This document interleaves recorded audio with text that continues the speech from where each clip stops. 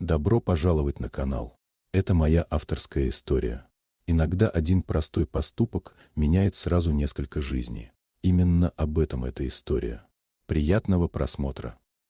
Каждое утро молодая домработница по имени Эмили делала небольшой крюк по пути на работу. Перед тем, как войти в офисное здание, где она убирала этажи, она заходила в кафе и брала стакан горячего кофе. Этот кофе она всегда относила пожилой бездомной женщине, сидевшей на одной и той же скамейке у площади. За этим ритуалом однажды издалека начал наблюдать владелец компании, овдовевший бизнесмен Ричард. Его удивляло, что сотрудница, которой он хорошо платил, тратила свои деньги и время на незнакомку с улицы.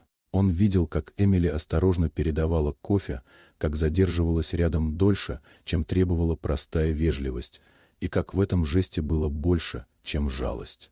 Со временем Ричард начал приходить на площадь чаще, замечая, что эта сцена повторяется изо дня в день. Он видел заботу, привязанность и тихую боль в движениях Эмили. Постепенно он понял, что между женщинами существует глубокая связь. Позже правда открылась.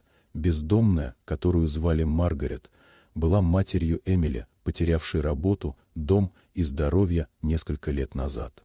Эмили не смогла оставить мать, но и не смогла вытащить ее с села улицы, та отказывалась быть обузой. Все, что оставалось Эмили, приносить еду, кофе и деньги, делая это тайно и ежедневно. Осознав это, Ричард впервые за много лет почувствовал стыд за собственное равнодушие. Он решил помочь не как начальник, а как человек. Он предложил Эмили и ее матери пустующую квартиру, оформил все так, чтобы помощь не выглядела подачкой, и дал им возможность начать заново. Жизнь постепенно изменилась. Маргарет обрела крышу над головой и чувство достоинства. Эмили перестала жить в постоянном страхе и вине. А Ричард, наблюдая за их борьбой и стойкостью, сам начал меняться, стал внимательнее к людям, к компании, к себе. Со временем между ним и Эмили возникла тихая, зрелая близость, выросшая не из власти или жалости, а из уважения и общего опыта боли.